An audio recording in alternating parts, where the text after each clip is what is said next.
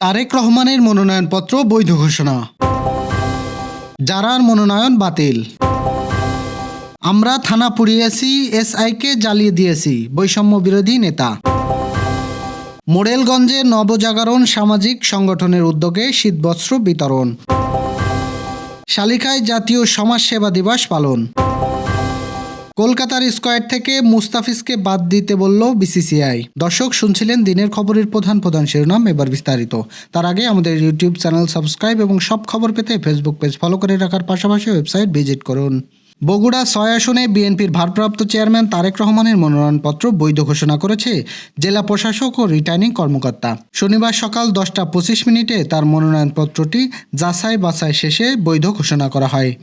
এছাড়া একই আসনে বাংলাদেশ জামায়াত ইসলামী মনোনীত প্রার্থী আবিদুর রহমান সোহেলের মনোনয়নপত্র বৈধ ঘোষণা করা হয়েছে। তবে এই আসনে বাংলাদেশ সমাজতান্ত্রিক ল মনোনীত প্রার্থী দিলরুবা নূরের মনোনয়নপত্র বাতিল করা হয়েছে।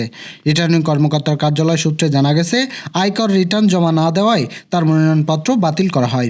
আসন্ন ত্রয়োদশ জাতীয় সংসদ নির্বাচনে অংশ নিতে গত 29 ডিসেম্বর নির্বাচন কমিশন ঘোষিত তফসিল অনুযায়ী শেষ দিনে ঢাকা 17 ও বগুড়া 6 আসনে বিএনপির ভারপ্রাপ্ত চেয়ারম্যান তারেক রহমানের পক্ষে মনোনয়নপত্র দাখিল করা হয়।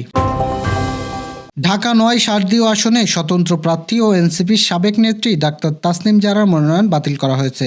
শনিবার সকালে সেগুনবাগিচায় বিভাগীয় কমিশনের কার্যালয়ে ঢাকা মহানগরী আওতাধীন আসনগুলোর মনোনয়নপত্র যাচাই বাছাই শেষে রিটার্নিং কর্মকর্তা তাসনিম জারার মনোনয়নপত্রটি বাতিল ঘোষণা করেন। মনোনয়ন বাতিল প্রক্রিয়ায় তাসনিম জারা বলেন, তার মনোনয়নপত্র গ্রহণ করা হয়নি। কারণ হিসেবে তাকে জানানো হয়েছে, নির্বাচনে অংশগ্রহণের জন্য প্রয়োজনীয় 1% স্থানীয় ভোটারের স্বাক্ষর জমা দেওয়া হলেও সেগুলো সত্যতা যাচাই করতে গিয়ে 10 জনের মধ্যে 2 জনের স্থানীয় ভোটার হিসাব পাওয়া যায়নি।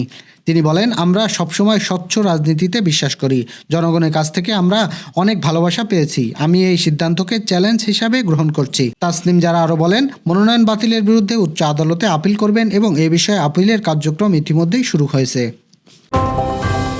আমরা থানা পুড়িয়ে দিয়েছি, এসআই সন্তোষকে জ্বালিয়ে দিয়েছি, এমন হুমকিমূলক বক্তব্য দিয়ে হবিগঞ্জের শায়েস্তাগঞ্জ থানার ভারপ্রাপ্ত কর্মকর্তার সঙ্গে প্রকাশ্যে বাগবিতণ্ডায় জড়ানোর অভিযোগ উঠেছে বৈষম্য বিরোধী ছাত্র আন্দোলনের হবিগঞ্জ জেলার সদস্য সচিব মাহবুব হাসানের বিরুদ্ধে। থানার ভিতরে এই ঘটনায় সামাজিক যোগাযোগ মাধ্যমে ছড়িয়ে পড়ার পর বিষয়টি নিয়ে তীব্র সমালোচনা শুরু হয়েছে।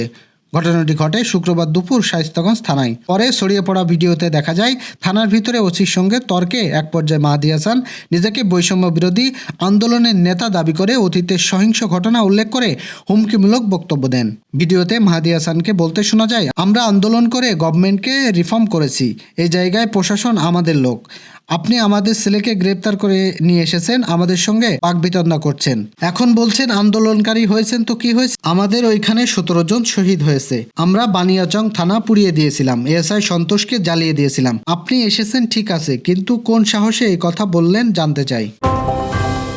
শান্তি, সততা, ঐক্য এই লক্ষ্যকে সামনে রেখেই বাগেরহাটের মোড়েলগঞ্জে নবজাগরণ সংগঠন নামে 31 সদস্যের একটি সামাজিক সংগঠনের আত্মপ্রকাশের মধ্যে অসহায় মানুষের মধ্যে শীতবস্ত্র বিতরণ করা হয়েছে। আমাদের প্রতিনিধি গণেশ পাল জানিয়েছেন, শনিবার বেলা 11টায় ওগলাবুলিয়া ইউনিয়নের এতিমখানা এলাকায় সামাজিক সংগঠনের আত্মপ্রকাশ উপলক্ষে শীতার্তদের মাঝে শীতবস্ত্র বিতরণ অনুষ্ঠানে সভাপতিত্ব করেন নবজাগরণ সামাজিক সংগঠনের সভাপতি সাইদুর রহমান মাসু। অন্যান্যদের মধ্যে আলোচনা করেন সংগঠনের সাধারণ সম্পাদক শিক্ষক তালুকদার শফিকুল ইসলাম রিপন, উপদেষ্টা মণ্ডলীর সদস্য রুহুল আমিন হাওলাদার, এমদাদুল ফকির, ফাইজুল কবির তালুকদার লিটন, শহীদুল ইসলাম সহ সংগঠনের বিভিন্ন নেতৃবৃন্দ। অনুষ্ঠানটি সঞ্চালনা করেন রাসেল মাতুব্বর। মাগুরার শালিকা উপজেলায় সমাজসেবা অধিদপ্তর ও উপজেলা প্রশাসনের আয়োজনে জাতীয় সমাজসেবা দিবস 2026 উদযাপন করা হয়েছে। দিবসটির মূল প্রতিপাদ্য ছিল প্রযুক্তির সমতায়, কল্যাণ ও মমতায়, আস্থায় আর সমাজ সেবায়। আমাদের প্রতিনিধি জসিমউদ্দিন জানান, এই উপলক্ষে শনিবার সকাল 10টায় উপজেলা চত্বর থেকে একটি বর্ণাঢ্য র্যালি বের হয়। র্যালি শেষে উপজেলা সম্মেলন কক্ষে উপজেলা নির্বাহী অফিসার মোহাম্মদ বনি আমিনের সভাপতিত্বে আলোচনা সভা অনুষ্ঠিত হয়। অনুষ্ঠানে স্বাগত বক্তব্য রাখেন উপজেলা সমাজসেবা অফিসার নাসিমা খাতুন। তিনি বলেন, উপজেলা সমাজসেবার আওতায় ভাতাভোগী সহায়তায় পাশাপাশি অনেকেই ব্যবসা বাণিজ্য ও পশুপালনের মাধ্যমে স্বাবলম্বী হয়েছেন। আসন্ন ইন্ডিয়ান প্রিমিয়ার লিগ 2026-এ নামার আগেই বড় ধরনের সংকটে পড়েছে কলকাতা নাইট রাইডার্স।